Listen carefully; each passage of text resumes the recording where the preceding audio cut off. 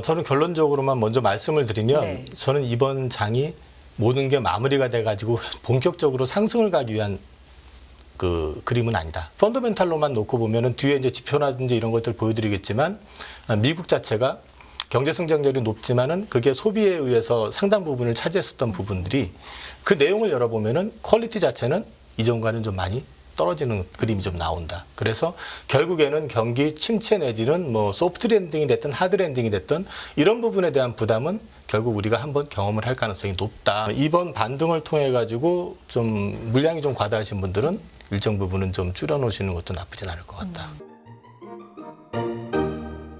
이분 모셔보죠. 하이투자증권 강북 WM센터 이영훈 영업이사 함께합니다. 이사님 어서 오세요. 네, 안녕하세요. 안녕하십니까. 말씀드린 것처럼 뭐 정신을 못 차리겠습니다. 속도가 좀 많이 빠른 것 같기도 네. 하고요. 갑자기 좀 이렇게 확 달라졌다라고 제 입장에서는 좀 생각이 드는데 갑작스러운 게 아닐까요? 어떻게 받아들이고 계십니까? 일단 갑작스러운 건 맞죠. 네. 근데 이제 그거 이전에 보면은 시장 우리나라뿐만 아니라 이제 미국도 마찬가지고 시장이 극도의 하방에 대한 스트레스를 받고 있는 상황이었었잖아요. 근데 그것의 어떤 전환의 트리거는 그 빌 에크먼하고 빌 그로스라고 하는 두 채권 거물들이 갑자기 5% 선에서 미국채 10년물을 청산했다라고 얘기를 하면서 미국채 수익률이 그때부터 흔들리기 시작해서 다시 하방으로 조금 내려오는 그런 그림이 나왔었고요. 그다음에 우리나라로 놓고 보면은 10월 수출 데이터가 YOY 기준으로 오랜만에 플러스 반전 5.5% 이렇게 증가로 이제 돌아섰다라고 하니까 이거 역시 이제 우리나라 펀더멘탈에 대한 긍정적인 어떤 분위기가 형성되면서 우리나라 역시 2,300선에서 추가 하락하지 않고 이제 바닥을 다지는 그림이 나왔었습니다. 네. 여기에 이제 마지막에 다들 예상을 했었는데 FOMC에서 금리는 무조건 동결할 거다. 그러면 이제 동결을 하는 건 알겠는데 이게 피크아웃이냐? 이제 터미널 레이트를 지정해 주는 거냐 아니면 추가 상단을 열어놔야 되는 거냐에 대한 이제 그런 부분이 있었는데 그 부분에서 그 파월 의장이 기자회견을 통해 가지고 얘기했던 내용 중에서 몇 가지 포인트가 있었습니다. 그 중에 하나가 점도표와 관련된 부분. 추가 금리 인상에 대해서 물어보면 파월 의장은 항상 뭐라고 했냐면 가장 최근에 우리 점도표를 봐라. 그게 우리 생각이야. 이렇게 얘기를 했었는데 이번에는 다음 달에 어차피 바뀐 점도표가 네. 나올 건데라고 하면서 뉘앙스가 좀 달라진 게 있었고요. 그 다음에 이제 미국채 그 장기물 그 채권 금리 올라가는 것이 실제 경제에 미치는 영향에 대해서도 언급을 하면서 시장에서는 이제 더 이상 금리 안 올릴 것 같아라는 쪽으로 베팅이 들어갔고 심지어 제가 어저께 보니까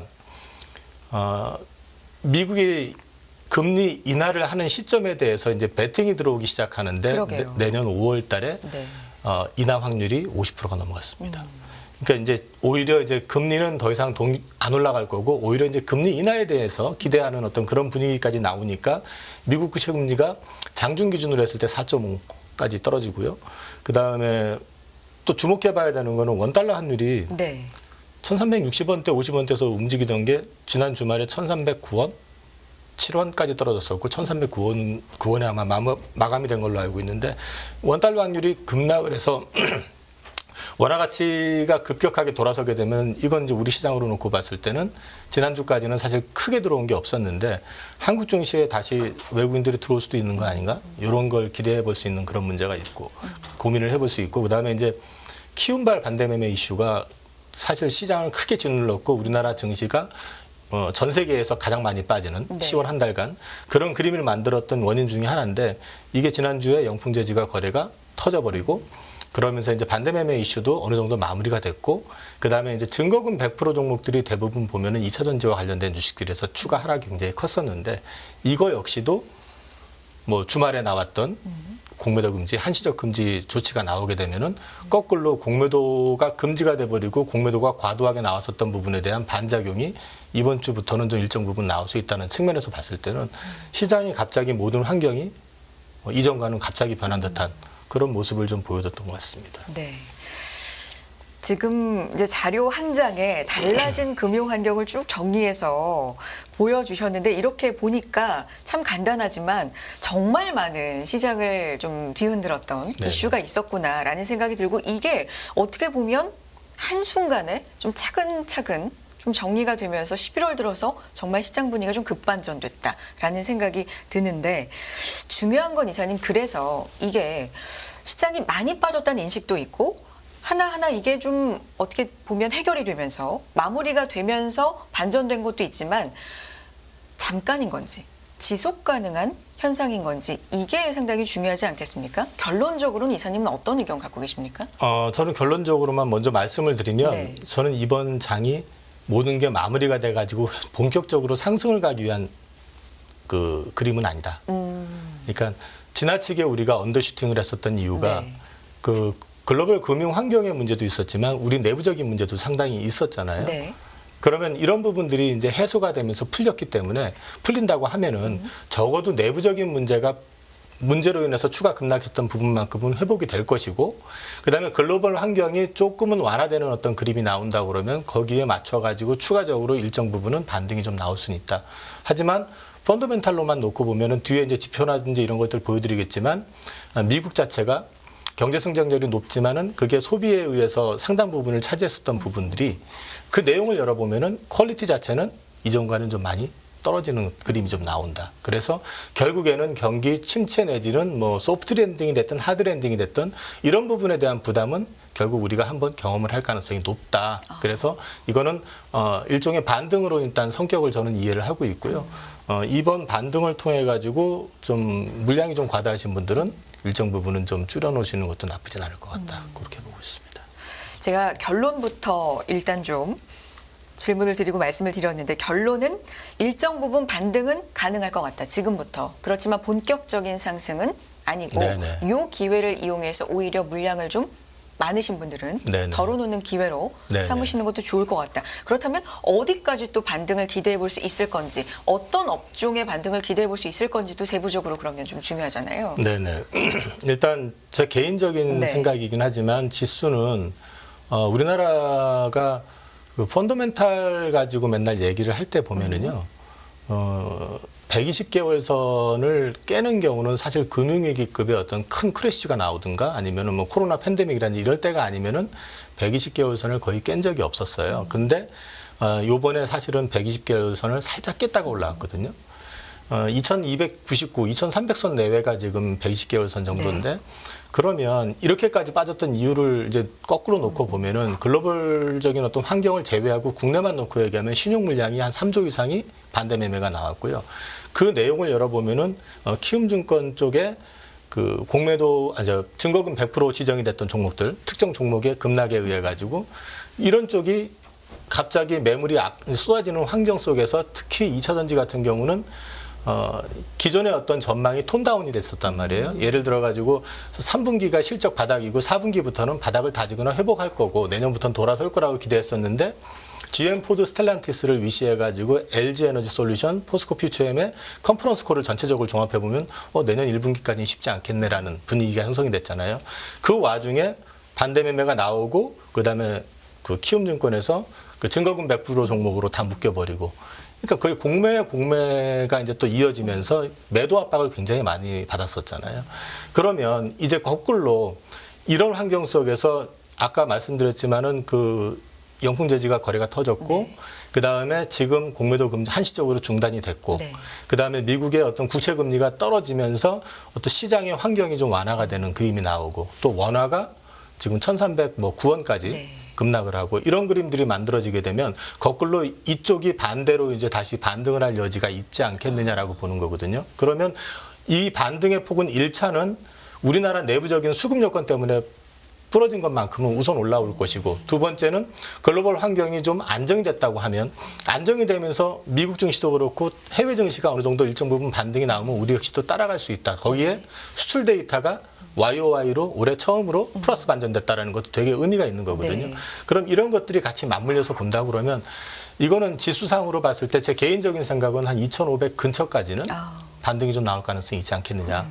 그러면은 이제 그 정도 선에서 더 추가로 상승할 수 있을 것이냐라고 물어본다 그러면 저는 연말에 대주주가세 네. 이슈가 또 있을 수 네. 있고 또 한 가지는 지금 아까 말씀드린 것처럼 이제 그 미국의 경제 성장률을 주도했었던 그 소비와 관련된 부분에서 각종 데이터들이 생각보다 질 자체는 많이 떨어지고 있다라는 거. 이런 것들을 본다 그러면은 오히려 이번 반등이 본격 상승이라기보다는 일종의 리바운딩 역할을 할 것 같다. 그리고 이제 내년 초에 개인적으로는 한 번 더 눌림이 있을 것 같고 그때가 주식을 사야 될 때가 아닐까 본격적으로 좀 그렇게 보고 있습니다. 그렇군요. 거의 뭐 지금까지 질문 드린 두 가지로서 이사님의 생각을 요약해서 네네네. 네, 결론을 알 수 있었는데 이제 거기에 근거가 상당히 중요할 것 같습니다. 좀 하나하나 볼게요. 지금 말씀 중에 수출 데이터가 상당히 의미가 있다라고 말씀해 주셨으니까 그 부분부터 좀 짚어보면 좋을 것 같은데요. 올 1년 네. 내내 사실은 수출이 역성장을 해왔었고요. 네. YOY 기준으로 그런 이제 그 핵심은 사실은 이제 반도체 쪽에서 있었고, 네. 근데 이제 우리가 지난 10월달에 보면은 이제 YOY로 처음으로 전년 동기 대비해서 5.1% 성장을 하면서 13개월 만에 플러스 반전이 됐고요. 무역 수지 16억 달러 흑자가 나오면서 이제 5개월 연속 흑자가 유지가 됐다. 이 얘기는 우리나라가 더 이상 이제 무역에 의해서 손실이 나지 않고 그다음에 적어도 기업체들의 어떤 펀더멘탈이 이전보다는 수출 환경이 좀 나아지는 환경. 이제 주로 이제 반도체가 주도를 했겠지만은 이런 부분들이 이제 나오게 된다는 얘기는 우리나라의 경제의 펀더멘탈이 이전보다는 좀 강화되는 그림이 나올 수 있다. 그리고 네. 소위 말해서 불황형 흑자에 대한 우려를 그렇죠. 많이 했었는데 이 부분이 이제 바뀌는 전환점이 된다 그러면 외국인들의 시선은 거기에 포커싱 해줄 가능성이 있다. 특히 우리나라가 반도체 부분이 차지하는 비중 자체가 우리나라 전체 경제 수출에서 25% 이상 되거든요. 그럼 이쪽이 플러스 반전이 되고 실제로 이제 가격이 올라가기 시작하는 그림이 나온다 그러면 한국 시장을 주목 안 할 이유가 없지 않겠느냐. 이제 그런 맥락에서 봤을 때 이거는 펀더멘탈 측면에서 중요한 의미가 있는데 이게 이제 아까 방금 말씀드렸던 수출과 관련되어 있는 차트인데 보시면은 이제 고개를 들기 시작하는 게 7월 이후부터는 슬슬 고개를 들기 시작했고 요번에 YOY 기준으로 처음으로 이제 5.1% 플러스가 됐고요. 이 부분에서 이제 D램 쪽이 이제 보시면은 계속해가지고 꾸준히 올라오는 그림이 나오고 있습니다. 근데 이 D램이 올라오는데 보니까 중국 수출 비중이 YOY 기준으로 굉장히 크게 늘어나죠. 그러면 이제 중국 쪽에서 뭔가 변화가 있는 것 같다. 근데 실제로 보면 중국 스마트폰 쪽 업체들 얘기 들어보면은 이제 재고가 어느 정도 소진이 되고 추가 발주된 얘기가 지금 나오고 있다. 그런 면에서 이거는 일회성은 아닐 것 같다. 그런 결과들이 저도 깜짝 놀라긴 했지만 이게 제가 장중에 그 미국 장중에 뽑은 거지만은 1,307원까지 떨어졌었거든요. 이게 이제 아주 급격하게. 네, 이렇게 네. 떨어지는 거 보고 저도 상당히 놀랐던 게 이 정도까지인가? 이 반응이 이 정도까지 나올 수 있나 했는데 1,309원에 또 이제 마무리가 되기는 했는데 오늘 추이를 좀 지켜보면은 이게 의미가 있는 거는요. 여기서 이 정도만 유지가 되고 안정이 돼준다고 해도 외국인들은 팔지는 않는다. 그다음에 거꾸로 외국인들이 오히려 살 유인이 생길 수도 있다라는 거죠. 수출 데이터라든지 사실 지금 반도체만 제대로 돌아서면 우리나라 산업 구조가 글로벌 성장 산업의 대부분을 가지고 있는 거 아십니까? 근데 문제는 그 이제 산업의 고용이 요즘은 리쇼어링 때문에 다 미국으로 갔죠. 네. 그게 조금 이제 문제긴 하지만 어쨌든 산업의 어떤 성장 산업에 있어서 메인이라고 할 수 있는 쪽을 대부분 우리가 지금 하고 있는 거기 때문에 반도체, 2차 전지. 반도체, 네. 2차 전지도 그렇고요. 바이오 쪽에서도 사실은 지금 그렇죠. 바이오 시밀러 쪽이라든지 이런 쪽 뭐 이런 것들을 다 지금 우리가 장악을 하고 있는데다가 요즘 현대차도 상당히 잘하고 있잖아요. 사실 전 세계 그 자동차 산업 기업들 가운데서 현대차가 지금 그 영업이익 기준으로 숫자상으로 그 업사이드 업되면서 굉장히 선방하고 있는 부분들이 토요타 다음 정도 될 거예요. 그런데 주가는 지금 근데 이런 이유 중에 하나가 사실 환에 있거든요. 그래서 이런 것도 좀 지켜보실 필요가 있고요. 네. 이게 이제 미국이 항상 유독 강했던 이유에 대해서 사실 저번에도 한번 그 말씀 드렸는데 좀 얄밉기도 한데 그 남의 나라의 고용을 다 자기네들이 뺏어간 거잖아요. 다 이제 첨단 산업 경쟁에서 회복을 한다라는 명분으로 리쇼어링을 지금 사실 강조하면서 그 동맹들한테 자기네 국가 미국에서 생산하면은 돈 줄 테니까 와 근데 미국에서 생산하지 않으면 이런 혜택 없어라고 하니까 기업체들은 결국은 돈을 찾아서 미국으로 다 들어가는 거잖아요. 근데 이런 것들 때문에 사실 고용이 줄질 않잖아요. 근데 거기다가 또 이민 제한 정책도 완전히 풀지는 않았어요. 그러니까 소위 말해서 일자리 늘어나는 거 꾸준하고 그다음에 여전히 이민 정책을 완전히 풀지 않다 보니까 인력난 계속 유지가 되고 거기다가 또 UAW 그 파업 이런 것들 보면은 강력한 임금 인상을 지금 하는데도 불구하고 미국 기업들이 그럼 실적이 부러지고 망가지느냐는 거죠. 안 그러거든요, 네. 지금. 이런 게 지금 유지가 되니까 미국만 경제가 강하다고 하는 거거든요. 그러면서 이제 실제로 인플레가 안 잡힌다고 얘기를 해요, 자꾸. 그러면 나머지 국가들은 어떡하라는 거죠, 지금. 자기네들만 좋은 거죠, 사실은. 인플레가 그래도 뭐 완전히 지금 2%대 오진 않았지만 서서히 오고 있다라는 네네. 게 근데 이제 그렇게 평가잖아요. 오고 있는 그 과정을 놓고 보면은 미국은 그 굳건한 상황에서 그렇게 이제 떨어지니까 큰 문제가 없는데 네. 나머지 국가들은 힘든 거죠. 가뜩이나 힘든데. 그러니까 유로존을 보면 영국 보시면은 인플레 지금 많이 꺾이고 잡혔거든요. 근데 영국 경제 지금 보시면은 상당히 어렵잖아요.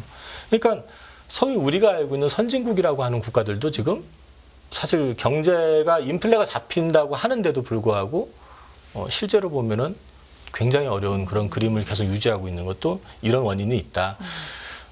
이제 그렇지만은 미국이라고 해가지고 지금 마냥 좋은 거냐? 그건 아니다라는 걸 지금부터 잠깐 말씀드리려고 네. 하는 건데 다 발표났던 자료를 조금 리뷰하는 형식으로 하겠습니다. 그 GDP 4.9% 나온 거 이 중에서 상당 부분이 소비와 연결이 돼 있습니다.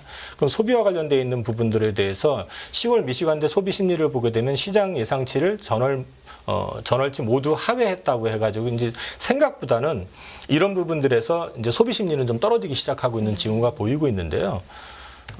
이거를 보면은 미국 가계가 지금 최근에 보면은 가처분 소득 이상으로 계속해서 비용을 쓰고 있습니다. 네. 그러니까 돈이 부족하기 시작한 이제 그 쓴 게 이제 거의 이제 바닥이 나고 있다는 얘기인데 실제로 미국 가계 저축률 보시면은요 23년 들어와서 지금 차트를 보시면은 굉장히 급격하게 떨어진 모습을 보실 수가 있어요.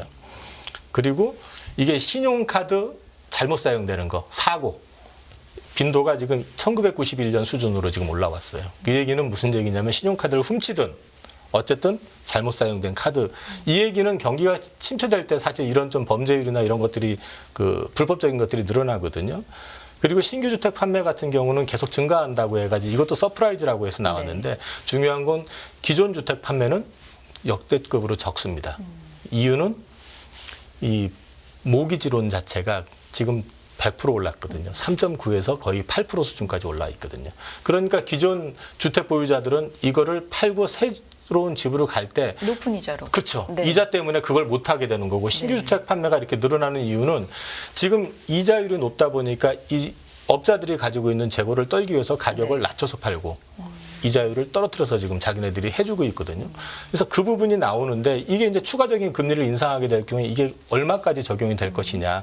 그래서 이건 저는 이제 금리 인상이 쉽지 않을 거다라고 생각했었던 그 전에 말씀드렸던 이유 중에 하나고요. 골드만삭스가 2024년 지금 주택 전망을 보게 되면은 1990년대 초 이후로 24년도가 기존 주택 매매가 380만 채로 가장 적을 것으로 예상한다.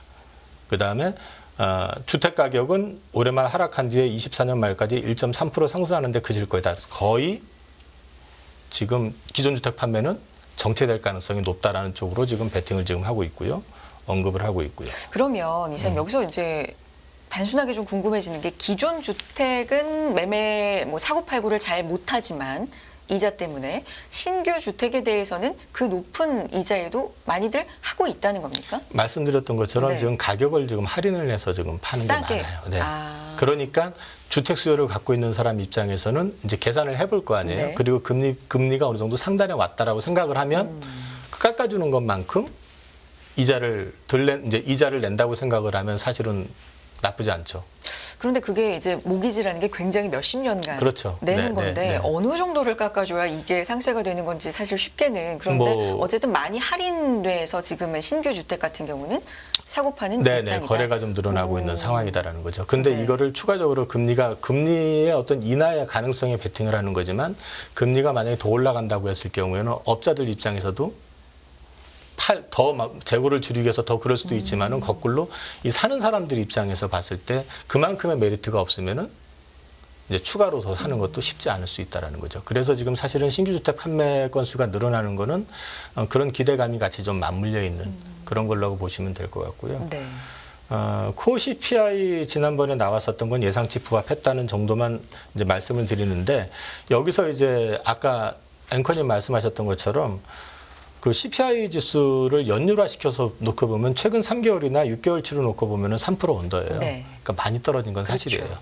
그래서 이것 역시도 추가 금리 인상을 할 명분을 갖다가 좀 제한하는 그런 이슈들이 될 수 있다라고 볼 수 있고 비농업 고용인자 수 이거는 뭐 ADP 같은 경우는 큰 의미를 두고 볼 건 아닌 것 같고 이제 지난 주말에 나왔던 그 비농업 고용 같은 경우는 이제 실제로 좀 많이 줄었다 해가지고 정말 연준이 기대하고 원했던 시장이 원했던 게 나온 거 아니냐라고 이제 했는데 이 컨센서스가 이제 하회된 거는 의미는 있는데 그 관련해서는 좀 뒤에 말씀드리고 실업률이 지금 3.9%로 조금 더 올라왔다는 거 역시 긍정적이죠. 근데 이게 경기 침체 시그널이 나올 때 보면은 실업률이 한 4.2% 3%가 돼버리면 오히려 경기가 급격히 꺾이는 시그널이 나올 수 있기 때문에 지금부터는 저 실업률이 어떻게 진행이 되는지에 따라서는 또 시장이 배드 이즈 굿을 또 역으로 배드 이즈 배드로 해석할 가능성도 있다는 측면에서 고민은 좀 해야 될 겁니다. 그 배드 이즈 굿이냐, 배드 이즈 배드냐가 미묘한 기준선이라는 게 있을 텐데 아직까지는 배드 이즈 굿이지만 실업률이 4.2라고 하셨나요? 4.2를 넘어서게 4.2. 되면 대체적으로 크래시가 나오거나 아니면은 경기가 침체가 오면서 빠지는 그런 그림들이 과거 패턴이었었기 때문에 시장에서는 또 그걸 주목할 가능성이 있다. 그러니까 아직은 지금 실업률이 보면은 계속 3.8에서 유지되다가 이제 3.9가 된 거잖아요, 처음으로. 근데 지금 고용 같은 경우는 실업률 같은 경우 특히나 뭐 반세기 만에 굉장히 고용이 너무 좋은 상황이다. 이런 상태이기 때문에 오히려 너무 뜨거운 게 식으면 좋은 상황이니까 환호를 하는 거잖아요. 그런데 이게 어느 순간이 지나면 배드 이즈 배드가 되는 걸 경계는 해야 된다. 맞습니다. 근데 이제 이 부분에 있어서 사실 이미 말씀을 드리는데 그게 급격히 올 것이냐 하는 부분은 좀 또 고민 아닌 고민이 있는 게 신호진율이 늘어났던 이유 그 이유를 놓고 보면은 그다음 비농업공업 관련해 가지고 이제 줄었던 이유를 보면은 결국은 파업 여파다. 자동차 파업, 그다음에 IT 업계 엔지니어 파업 이런 것들 여파 때문에 실제로 이제 실업률이 늘어난 측면이 있기 때문에 이제 이게 마무리가 되고 다시 복귀가 되면은 이게 계속해 가지고 시장이 원하는 것처럼 그러니까 아주 슬로우 다운이 될 거냐 아니면 다시 또 여전히 고용은 강하다 하면서 그냥 유지가 되거나 아니면 또 다시 3.8 들어갈 거냐 요거는 조금 지켜볼 필요가 있을 것 같습니다. 그다음에 FOMC 관련해 가지고 이제 그냥 다 그동안 뭐 연합에서 많이 방송하셨으니까 내용들을 보시면은 이제 파월은 여전히 근원 PC를 강조하고 있고 그다음에 인플레이션 2%에 대해서는 계속해가지고 지속하겠다라는 얘기를 했습니다. 근데 그리고 뭐 데이터 디펜던트 얘기하는 거는 이제 조금 완화적인 그러니까 금리 추가 인상 가능성에 대해서 오히려 톤다운을 한 거다라고 이제 시장은 해석을 하고 있고요. QT 관련해 가지고 QT를 중단할 거냐고 물어봤더니 QT는 계속한다라고 얘기했다는 점. 그러니까 사실은 이 부분에 있어서 그 파월이 얘기했던 내용을 종합해 보면은 굉장히 완화적인 얘기는 아니었었어요. 다만 금리 인상에 대해서만 추가적인 부분에 대해서 조금 완화적인 스탠스를 보여줬다라고 이제 보시면 될 것 같고요. 미국채 국련 10년물 하락한 차트 보여드리는 거고 이제 앞서 말씀드렸던 모기지와 조금 연관을 시킬 수 있지만은 미국 경제를 놓고 보면 상업용 부동산 부실이 계속해가지고 늘어나고 있다. 이런 부분들도 추가 금리 인상을 올리는 데는 좀 어렵게 할 수 있는 요인이 될 가능성이 있고 그 다음에 이제 그 비레크맨 같은 경우는 경제가 빨리 둔화가 되고 있다 하면서 경기 악화 시그널을 얘기하면서 5%에서 자기네들 채권 포지션 청산 얘기를 했었고 이 부분이 그러면은 이제 궁극적으로 봤을 때 나중에 실제 경제 어떤 흐름으로 맡았을 때 긍정적인 뉴스냐라는 이제 또 의문을 좀 자아낼 수도 있기는 한데 이 부분에 대한 이야기들은 결과적으로는 어쨌든 톤다운 전체적으로 경기가 약간 톤다운 되고 있다라는 걸 갖다 좀 확인시켜 주는 건 아니겠느냐 그런 맥락에서 본다고 하면 미 연준이 급하게 금리를 더 올린다 하는 거는 사실상 마무리가 됐을 가능성이 높다라고 보는 거고요. 그렇다고 해서 지금 앞서도 언급드렸지만은 미국 연준에서는 적어도 파월 의장은 지금까지는 2% 인플레 2% 고수를 지금 주장하고 있는 상황이기 때문에 섣부른 또 금리 인하 기대감 때문에 많이 오른다면은 그거 역시 시장에서는 조금 주의를 하고 지켜봐야 될 필요가 있지 않을까 싶습니다. 그렇군요.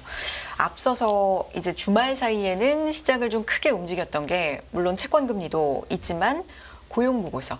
그러니까 연준이 정말 원하는 방향대로 나온 이번이야말로 고용 보고서라고 할 수 있는데 주목할 만한 게 또 이전 여름에 뜨거웠던 그 수치가 또 좀 수정이 됐어요. 그래서 그렇게까지 좋았던 건 아니구나 하는 식으로 이제 됐는데 이게 이렇게 수정이 되면은 뭐랄까요? 그때 그렇게 반응했던 게 우리는 잘못 본 거야? 뭐 이런 식으로 되는 거잖아요. 이게 요즘엔 좀 이런 일이 좀 잦은 것 같기도 합니다. 이사님. 그러니까 왜 그런 걸 자꾸 저는 솔직히 좀 우리나라가 워낙에 정확하게 데이터를 오픈해서 이제 그런 생각이 들 수도 있지만 미국을 보면 좀 웃기는 것 같아요. 어쩔 때 보면은 일부러 가스라이팅 해가지고 시장을 협박하고 이러는 거 아닌가 하는 생각이 들 정도로 이게 숫자가 너무 자주 바뀌잖아요, 지금 사실은. 그렇지만 너무 자주 바뀌었음에도 불구하고 지금 고용 15만 원 결코 작은 거 아닙니다. 그래서 여전히 고용 열기는 뜨겁다. 그래서 이제 우리가 보고 충격을 받았던 것보다는 많이 완화가 됐다 하더라도 여전히 고용은 계속해서 괜찮다라는 측면에서 이제 우리는 해석을 해야지 미국이 자꾸 발표하는 지표들 자꾸 바꾸고 하는 거에 대해서 뭐 저도 잘 이걸 어디까지 믿어야 할지 잘 모르겠어요. 예. 이사님 그리고 말씀 중에 이제 파업의 영향이 좀 이번에 파업을 했고 그게 또 마무리가 됐잖아요. 네네. 그럼 이것 또한 향후 데이터에 들쑥날쑥한 흐름이 있을 수 있습니까? 저는 있을 수 있다고 봅니다. 그러니까 이제 근데 지금 이제 그 한 가지 그 GM이나 포드나 스텔란티스 모두가 내년도 사업 전망을 약간 톤다운을 좀 해놓은 상태거든요. 그러니까 고용이 급격하게 늘어날 것이냐에 대해서는 퀘스천이 될 수도 있긴 하지만 적어도 여기서 더 빠지지는 않지 않겠느냐. 네. 그리고 지금 합의한 내용을 근거로 놓고 보면은 오늘 기사에 났는데 전기차 생산을 오히려 증산을 하라고 요구를 했다고 하거든요. 그럼 이제 증산을 하면은 그만큼 시장에서 받아줄 수 있느냐가 이제 변수가 될 수 있긴 하겠지만 증산의 이야기는 결국은 다시 고용과 또 연결이 될 수도 있는 측면도 있거든요. 그래서 이제 고용이 급격하게 이번에 줄어든 거에 대해서는 일단은 그 파업 여파가 좀 크지 않느냐. 아까도 이제 IT 쪽 파업도 같이 맞물려 있었던 건데 둘 다 풀리는 구조라고 하면은 추가적으로 이렇게 급락할 가능성은 좀 제한적이지 않을까 싶습니다. 좋습니다. 앞서서 뭐 결론부터 내주시고 이제 근거에 대해서 자세하게 또 자료를 보여주셨는데 앞서서 내주신 결론이 뭐였냐면 이게 대세 상승, 본격적인 상승이라고 보기는 좀 생각에 어려우시지만 반등 정도는 충분히 가능하고 특히 우리 같은 경우는 2,500선까지 보신다라고 말씀해 주셨는데 이게 이제 6월까지 공매도가 또 금지가 되고 여기에 대해서 수정 사항들도 고안을 해보겠다라는 얘기 나오지 않았습니까? 이것도 시장에 큰 영향, 긍정적인 영향이 될 수 있을까요? 구체적으로는 뭐 2차 전지라든지 좀 공매도에 민감하다고 할까요? 이슈가 좀 많았던 종목들 중심으로 특히나 반등이 좀 가능할지 어떻게 보십니까? 저는 반등 가능할 거라고 생각을 합니다. 근데 이제 반등을 하더라도 일정 수준 이상 좀 반등을 하게 될 경우에는 이제 그 반등을 조금 제한할 수 있는 요인들이 그 외국인이든 기관이든 간에 사실은 이제 공매도를 제한하더라도 전체적으로 누를 수 있는 주식 선물이라든지 이런 것들은 이제 옵션적인 어떤 그 파생 상품에서도 이제 건드릴 수 있는 부분이 좀 있고요. 두 번째는 이제 주가가 일정 수준 이상 올라가게 될 경우에는 그 대주주 요건 회피 물량이 나올 여지도 좀 있다.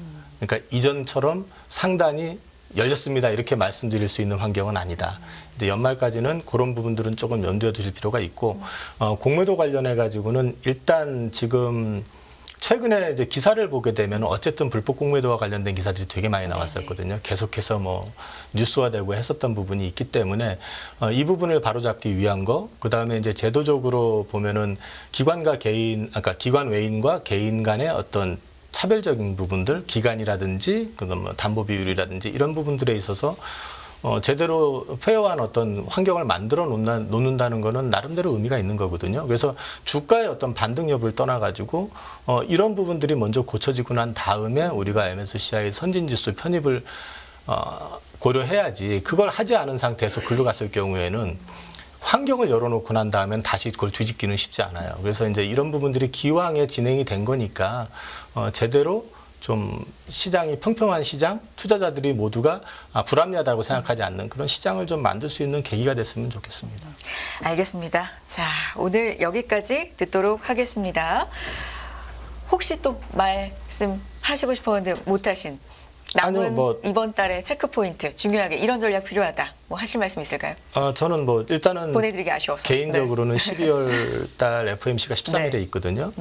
그러면 이제 12월 13일 날 주가가 만약에 그 중간에 올라가면은 파월 의장 FOMC 입장에서 금리를 안 올리더라도 시장에 어떤 시그널을 줄까를 한번 생각해 볼 필요는 있다. 그래서 저는 11월 한 달 정도는 매매하는데 크게 어려움은 없지 않을까 그렇게 생각을 하고 있고요. 앞으로 이제 보셔야 될 건 14일 날 CPI 발표하는 부분들 여전히 CPI는 중요하다. 그다음에 23일 날 그 회의록 공개하는 거 이거 체크해 보실 필요가 있고요. 그다음에 이제 말일 날 PC 특히 이제 근원 쪽 계속해서 지켜보실 필요가 있다. 그렇게 말씀드리겠습니다. 알겠습니다. 하이투자증권 강북 WM센터 이영훈 이사 함께했습니다. 이사님 고맙습니다. 네, 감사합니다. 네.